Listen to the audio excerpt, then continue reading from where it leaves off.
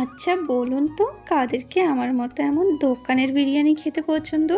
আমাকেও দোকানের বিরিয়ানি খেতে খুব পছন্দ ছিল।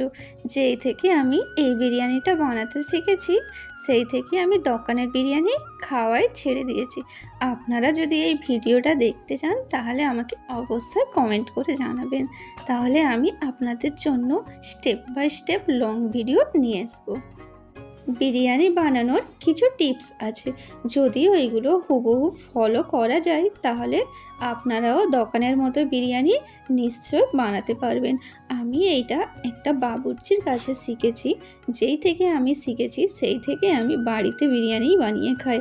আর আমাকে দোকানের বিরিয়ানি খেতে মোটেই ভালো লাগে না। আর আপনাদেরকে এই ভিডিওটা কেমন লেগেছে অবশ্যই কমেন্টে আমাকে জানাবেন।